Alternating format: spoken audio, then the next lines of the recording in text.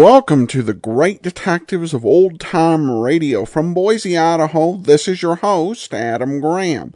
If you have a comment, email it to me, box13@greatdetectives.net. Follow us on Twitter at Radio Detectives and become one of our friends on Facebook, facebook.com/Radio Detectives. Before we do get started, I do want to let you know this program is brought to you in part by the financial support of our listeners.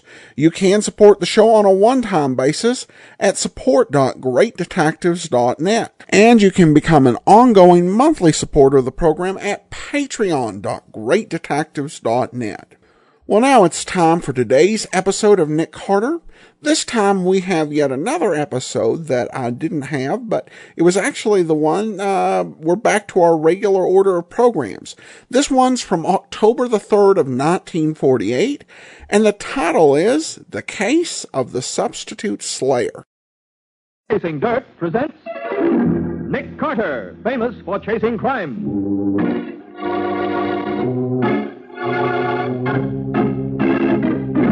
Every week at this time, two great names are joined as new post-war Old Dutch cleanser brings you one of the most resourceful and daring characters in all detective fiction, Nick Carter, Master Detective.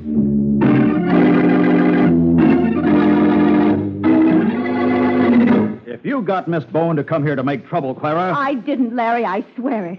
Oh, maybe that's the mysterious woman who called me. I'll get it. Why, Mr. Carter? Why, Nick, don't tell us you got a phone call, too. Certainly did. A call to come over here in a hurry to prevent a murder. Murder? But I'm the one who's been threatened, and I certainly didn't call you. Well, somebody did. Listen, that's the kitchen door. Somebody...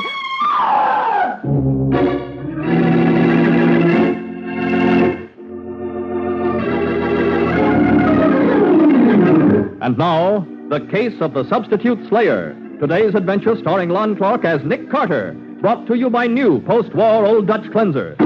It's mid-morning as an overly dressed woman in her middle 30s sits stiffly in Nick Carter's office. I suppose you've heard of me, Mr. Carter. I'm Clara Corbin. Miss Corbin's a writer, Nick. She writes soap operas for the radio. You know, serials. Thrilling real-life drama. The solutions to the problems that confront every woman. Oh, I see. But doesn't it get a little tiresome, Miss Corbin? Oh, heavens, no. Well, what can I do for you? Mr. Carter, the plot of one of my shows is actually happening in real life. Really? Here, read this note. Clara Corbin, if you don't stop writing about Larry and me, I'll kill you. You got this note through the mail? Yes, and here's another one. Clara Corbin, take me out of your script if you want to keep on writing. Sounds like the work of a crank, if you ask me. Mr. Carter, I don't suppose you've ever heard my radio serial, My Sister's Husband. Why, no, I haven't. Well, I don't dare let this out publicly. But my serial, My Sister's Husband, is based on the real lives of real people. Even so, I don't see how... You will. My younger sister's married to Larry Harris, a reasonably successful man. They're a typical middle-class couple. Oh, then the reference in one of those notes to Larry... It refers to Larry Harris, of course. Uh-huh. But where do I come in? Well, everything that happens to Sue and Larry goes into the show. If they have a misunderstanding, the characters in the show have a misunderstanding. But actually, Sue and Larry lead rather prosaic lives, and the serial needs conflict and excitement, so I have to make up some of the plot myself. I see. Go on. Well, right now, the show is getting its excitement from a triangle. There's another woman. But this triangle in your serial isn't based on actual facts, is it? Well, I didn't think so when I began writing the present series of episodes, Mr. Carter. But I'm not so sure anymore. Then you think the other woman in a real-life triangle is sending you the threatening notes? I don't know what else to think. Well, Miss Corbin, is there really any mix-up in your sister's marriage? Why, if I'd even suspected any such thing, I wouldn't have dreamed of using it in my show. Of course not. But if there is another woman, and she is responsible for the threatening notes I've been getting... Oh, I'm afraid, Mr. Carter. She hates me, and she intends to kill me. Well, couldn't you stop writing this particular plot? Oh, no. The plot's been approved by the sponsor, and the scripts are in for 3 weeks in advance. I can't do a thing about it. But I don't want to be murdered, Mr. Carter. You've got to help me. No, Miss Corbin. Those notes may be the work of a practical joker or a crank. Hardly seems probable that you'd hit on a true story by accident. Oh, I'm not so sure it was an accident. Larry is... Well, I don't trust him. He's been fickle before. Oh, Mr. Carter, please. Will you take my case? But I don't know that there is any case, Miss Corbin. I don't even know if there actually is another woman. But there must be. Well, that shouldn't be too difficult to find out. Yes, yes, but how? Well, the simplest way is to ask your brother-in-law, Larry Harris. You mean you'd go to see him? Why not? He may even thank me for tipping him off that there may be trouble brewing. No, he'd be furious with me. He'd say I was meddling again. Now, don't worry, Miss Corbin. I'll do my best to protect you when I talk to him. Oh, but Mr. Besides, if I were in your place, I'd rather have a brother-in-law sore at me than have a threat of murder hanging over my head.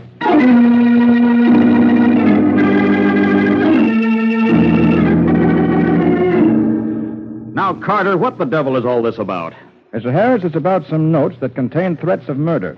Threats of murder? Yes. Do you have any idea who might send a note like this to Clara Corbin? Let's see. Clara Corbin. Leave Larry and me out of your cereal or I'll kill you. Is this another one of Clara's little tricks? I don't think so, Mr. Harris. Why would she hire me if it were? You don't know Clara very well. I take it you don't like your sister-in-law. That's a real understatement. How would you like it if your whole private life was paraded in public? No better than you do, Mr. Harris, but I don't like murder either. Murder? This isn't murder. This is, well, it's... Yes, what is it? Why, it's a joke of some kind. Murder's not a good subject for jokes. It is with Clara Corbin, and it couldn't happen to a nicer person. Look, Mr. Harris, I'm going to be frank with you. If there is another woman in your life besides your wife, these letters may get you into a lot of trouble. That wouldn't worry Clara. But it should worry you. Now, I'm not interested in your personal affairs.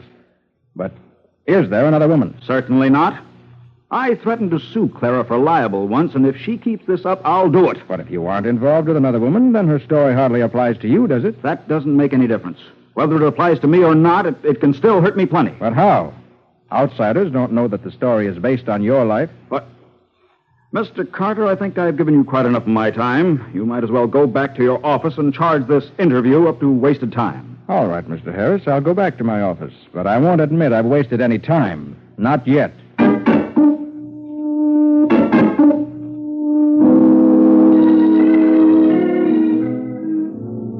So her sister's husband wouldn't tell you a thing, huh, Nick? Oh, I wouldn't say that, Patsy. He thinks he didn't tell me anything, but he did give me some helpful information. For instance? Well, for one thing, he's nursing a violent hatred for Clara Corbin. Oh, I could have guessed that. For another thing, there is another woman in his life. What? And he admitted it? No, he denied it, but when I suggested that he didn't have any cause for libel if it weren't true, he got sore at me. Practically told me to get out of his office. Okay, but do you think he tried to get Miss Corbin to change her plot by sending her those notes? No, Patsy. He seemed genuinely surprised when I showed him one of those notes. Well, I keep going back to the idea that maybe Clara Corbin sent those notes to herself. But why? Well, she hears that her brother-in-law is stepping out on Sister Sue. She wants to stop it, so she puts that kind of a plot into her radio serial. Figuring it would scare Larry Harris into behaving himself? Exactly. Only it didn't, so she went a step further. And you think those murder notes are fakes, Why, huh? sure.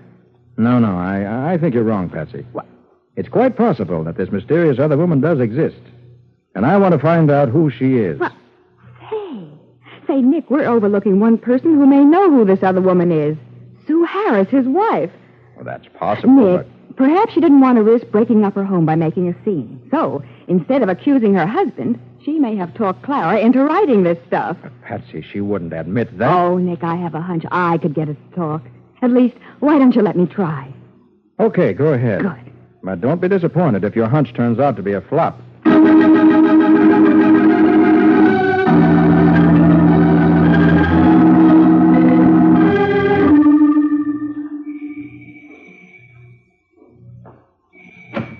Hello, Oh, are you the woman who called herself Miss Bowen and claimed to be working for a detective? Yes, I'm Patsy Bowen. And if you're Miss Harris... My husband was furious when I told him I'd agree to talk to you.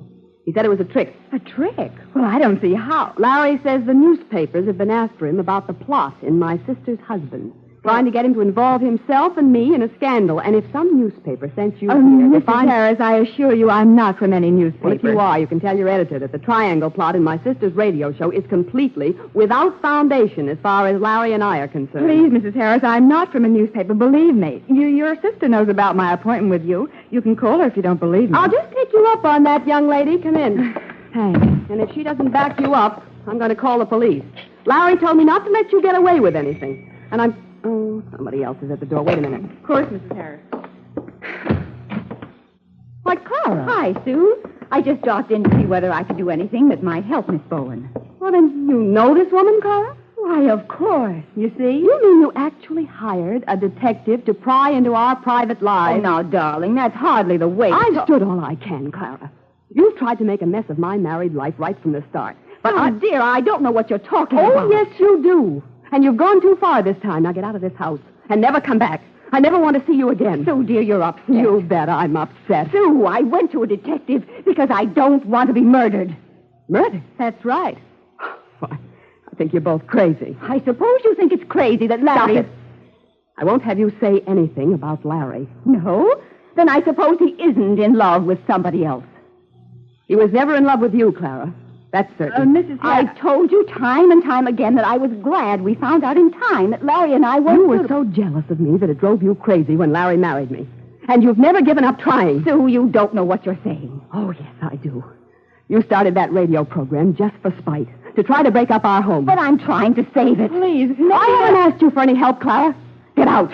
Sue, somebody came in the side door without knocking. Who? Oh, Larry, what brings you home in the middle of the afternoon? Some woman called me. Said I should get home right away, that it was a matter of life and death. She scared me half out of my wits. Well, it must have been this woman here who called you. Well, Mrs. Harris, I don't know a thing about it. Well, then, whoever you are, what are you doing here? Well, If Clara brought you here to make trouble... I haven't, Larry, I swear. That doesn't impress me much, Clara. Well, I suppose... Maybe that's the woman who called you. Well, I'll go see who it is right away. Why, Nick, Mr. Carter, What's going on here, anyway? Well, don't tell us you got a phone call, too. Certainly did. Some woman said I'd have to hurry if I wanted to prevent a murder. Murder? But I'm the one who's been threatened, and I certainly didn't call you. Well, somebody called me. Listen. Somebody just opened the kitchen door. Somebody must have come in without knocking. But who would come in? Oh, good. Come on in the kitchen. Hurry. Oh, great Scott. What? Connie Barton. Is she dead? I'll tell you in a minute. Mrs. Harris, who's Connie Barton? Why, she's Larry's secretary. Larry, how in the world did I she... don't know anything about it, Sue. Oh, Mr. Carter, is she... Yes, she's dead. Oh, dear. What's more, I'm afraid the murderers had time to get away. See anybody? No. Murderer must have figured we'd be stopped a few seconds when we saw the body. Oh, but murder. How did you know it was... From the scratch on her face, I'd say she died from a hypo-injection of some quick-acting poison. And I don't want anybody to leave this room. Oh, really now? The police will want to find the hypodermic needle. And I don't intend to give anyone here a chance to get rid of it. Oh, but none of us could have killed her. We were all in the living room. Mrs. Harris, did you know this? Connie Barton. Why, yes. Not well, but I Oh, knew of course, Sue knew her. Connie Barton was my private secretary. That's one way of putting it. Now, see here, Clara, if you think There's that you can... no use trying to bluff like Clara, I've stood all I'm going to. You want the truth, don't you, Mr. Carter? I do. Well, Connie Barton was the other woman in my radio show.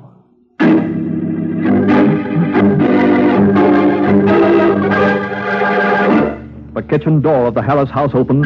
There was a scream, and then the door was closed. The number one question now in Nick Carter's mind is, who killed Connie Barton? In just a moment, we'll see what happens next.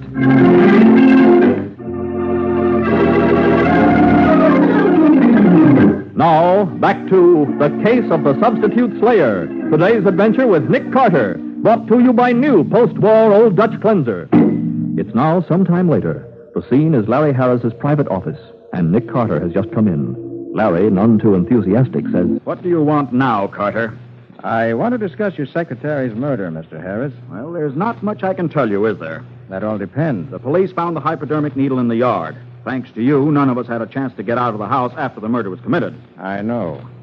But whoever the murderer was, it isn't healthy to have him or her running around loose. Murder's the kind of an idea that grows in a person. Just the same, Connie must have been killed because of something entirely outside the office. Then why was your home picked as the place for it to happen? Well, that's easy, because there'd been gossip about Connie and me. Was there any foundation for that gossip, Mr. Harris? I've told you there wasn't.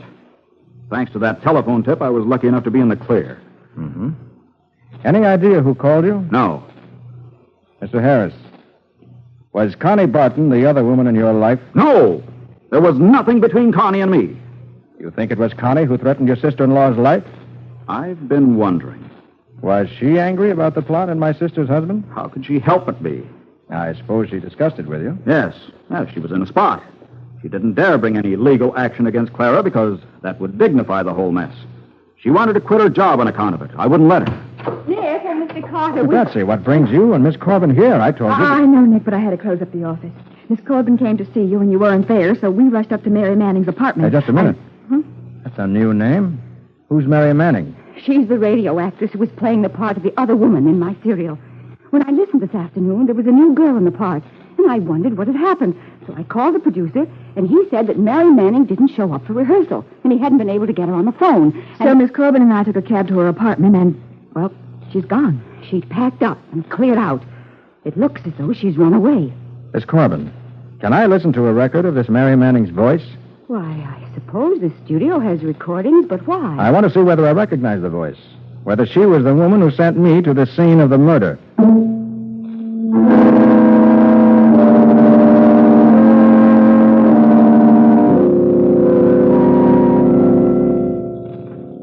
I can't understand it, Mr. Carter.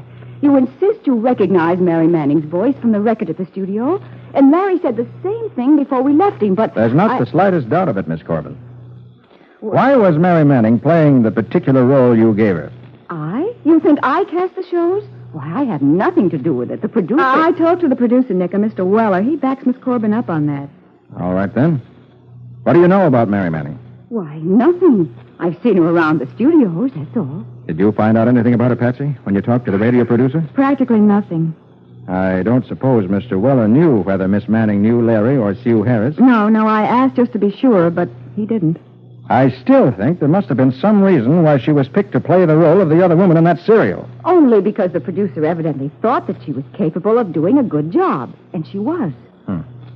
Miss Corbin, I think I'll go have a little talk with the producer of your show. Oh, Mr. Carter, my living depends on getting along with radio producers, and I won't have you making any more trouble. I'm not trying to make trouble for you, Miss Corbin, but at the moment I'm trying to run down a murderer, and I'd like to do it before anybody else gets killed. You and Patsy wait here for me. Right, Nick. Well, of all the... I won't have it. He's not going to jeopardize my show. Oh, now, look, Miss Corbin. Let me get at that phone. Oh, Miss Corbin, if you're going to call the producer... It's none of your business whom I call. Well, just the same. Miss Bowen, I told you that... Hello? What? Give me Mr. Weller's office right away. Yes, and please hurry. I've got an idea, Miss Corbin. Hello, Sarah.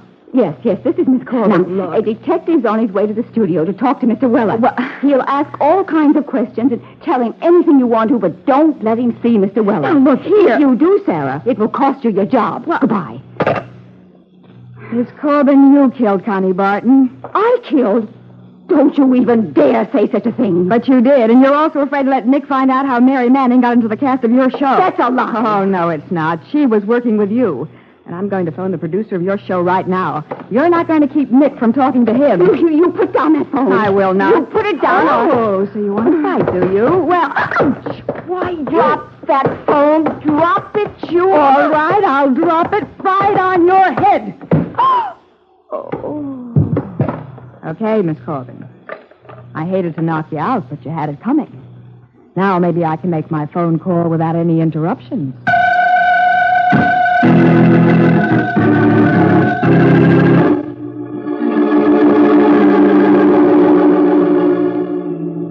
Hello, Mrs. Harris. Why, Mr. Carter, what brings you back here? Have you found out anything about the murder? I'm not sure. Is your husband at home? No, he isn't. Well, maybe it's better he isn't here now. I want to talk to you about Connie Barton. Very well. I'll start out by telling you I'm glad she's dead. Oh? Every word that Clara put in the radio serial of hers was true. You're sure of Yes, that? and everybody knew it. Connie Barton deserved to die. I see. Well, Mrs. Harris, it so happened that she died in your kitchen. And in view of what you've just said, you had a stronger motive for killing her than anybody else. But I couldn't have killed her. I was right here with the rest of you. When the kitchen door opened, we heard that scream. Mary Manning wasn't here in this room, Mrs. Harris. Mary Manning.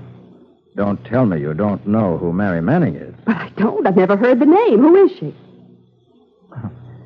You know, I believe you're telling the truth. Well, of course I am. Who is she? She's the person who's going to catch the killer. Larry.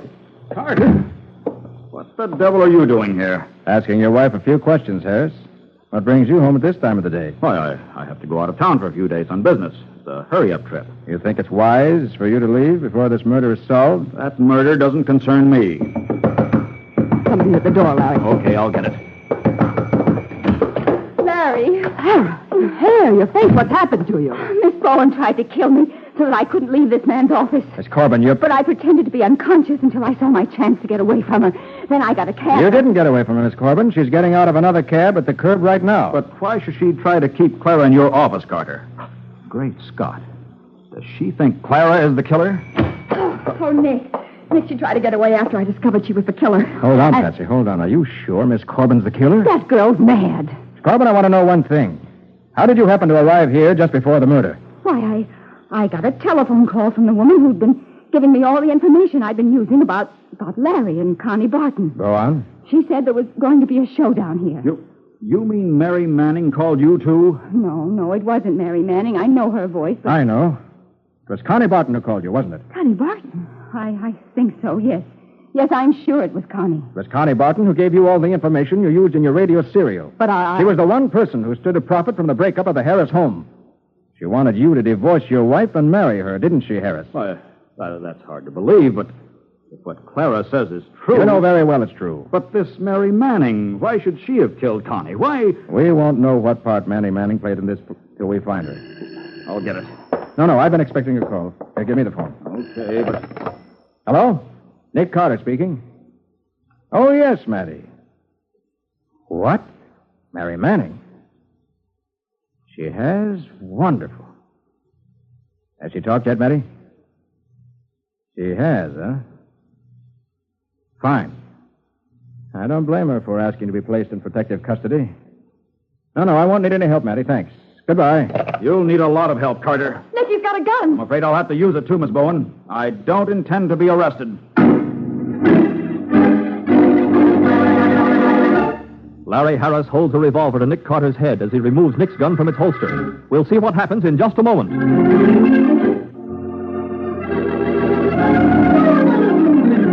Now for the conclusion of The Case of the Substitute Slayer. Today's adventure with Nick Carter, brought to you by new post-war Old Dutch Cleanser. As Larry Harris takes Nick Carter's gun, he says, No, Carter, I don't intend to wind up behind bars. And you're not going to tell anybody your ideas about what happened either. Look, Harris, if you love your wife, you won't run away. It's my money he loves. That's he never loved right, me. darling. You never let me forget it. Okay, Carter. Larry, don't. For my sake, you mustn't kill anyone else. You mustn't. Sue, get away from me. Don't put your arms around me. Can't you see? Come on, Harris, drop those guns. I told you to drop those guns. If you don't, I'll break your neck. Carter, Okay, if that's the way you want it. There. Now, if you want some more... Look out, Nick. Don't reach for that other gun, Harris. I've got you covered. And it would be a pleasure to shoot. Okay, you win. But you'll never be able to prove a thing against me. You don't even know what really happened. I know enough. I know for one thing that your secretary was trying to force you to divorce your wife and marry her. The whole mess was her fault. You mean that Connie Barton sent me those threatening notes? Yes. She wanted to stir things up. That still doesn't prove I killed Connie. The proof you killed her, Harris, is the positive identification of the druggist who sold you the poison she was killed with. That's a lie. I got it from a doctor, and even he doesn't know that I... Oh. So you stole it from a doctor, huh? Thanks, Harris. All right. Yes, I stole it from a doctor. You win again. I suppose you also told the actress, Mary Manning, that you wanted her as a witness in a scheme to sue Clara Corbin. No. I told her Clara was framing a little scene at my house as a publicity gag for the show. Did she come here to the house with you and your secretary? Yes. But I had her call you first. Then the three of us, Connie, Mary Manning, and I, all drove out here together. Didn't Connie Barton suspect anything? Sure. But I told her we wanted an outside witness. But when did you kill Connie? While Miss Bowen was ringing the doorbell, I told Connie she was to hide in the kitchen until everybody was here. Then I sneaked her in to show her where to hide, and, well, it was quiet and simple. I don't suppose she ever knew what happened to her. No. Then I tiptoed out and told Mary Manning she wasn't to come into the kitchen to listen until after everybody had arrived. It was a cute trick. You thought we'd catch her when we discovered the body and screamed. That she'd take the rap for Connie's murder. Yes. If you didn't catch her, I was in the clear. And if you did, nothing she could have said would have helped her much. I would have insisted I didn't know her. It was just my bad luck she got to the police before I found her. Suppose you planned to kill her, too. Of course, I had to. Now that she's told the police all she knows... But she hasn't, Mr. Harris. What? Well, that phone call... That call was for your wife. And the magazine salesman who called her must think I'm crazy. Why, you... I had to know who'd be afraid to have Mary Manning found. So I fall for a trick like that. I even fall for it when my wife throws her arms around me so that you can grab the guns. But, Mrs. Harris, did you do that deliberately so that Nick could stop your husband? Don't answer that question, Mrs. Harris. I'd rather not know. But thanks just the same.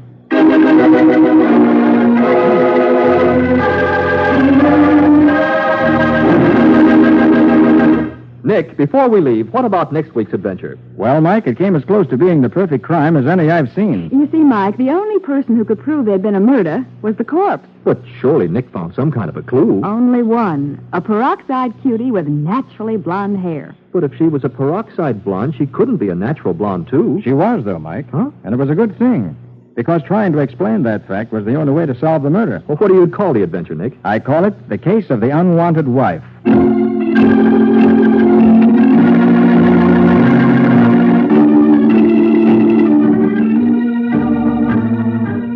Nick Carter, Master Detective, is presented each week at this time by the Cudahy Packing Company.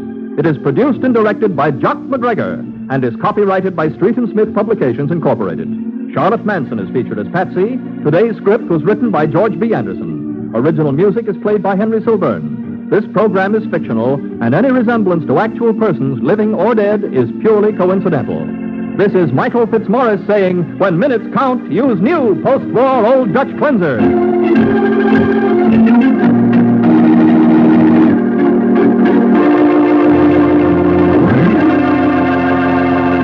This is the Mutual Broadcasting System.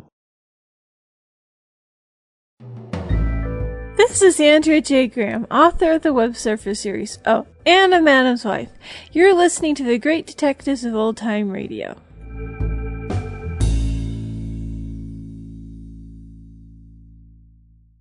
Welcome back. Well, I really enjoyed that episode. You had a really nice little parody, satire of the soap opera genre.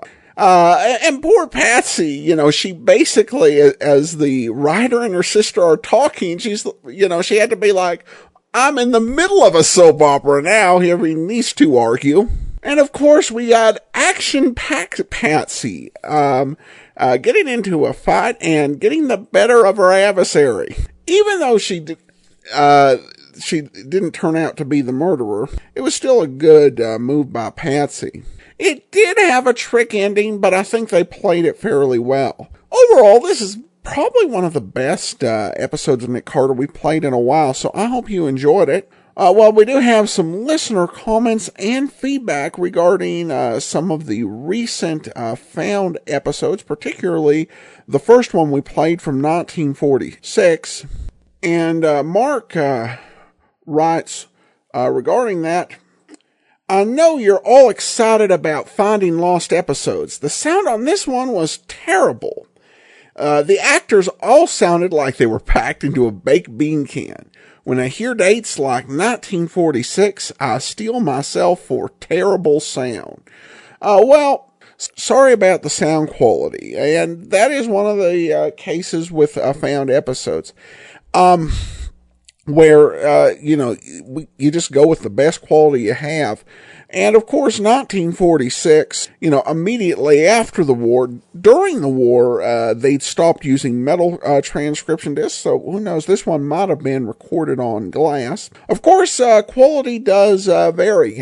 We do have all of these Michael Shayne episodes we've been playing with just wonderful condition, and they're from 1945. But in general, when you get into 1948, 49, 50, you do tend to get better quality episodes than around the war and immediately thereafter. Still, if it's listenable to at all, and we find any further episodes of Nick Carter, we'll definitely bring them to you. All right, well, that will do it for today. Join us back here tomorrow for yours truly, Johnny Dollar. And next Thursday, be with us for another episode of Nick Carter. In the meanwhile, send your comments to box13@greatdetectives.net. Follow us on Twitter @Radio Detectives and become one of our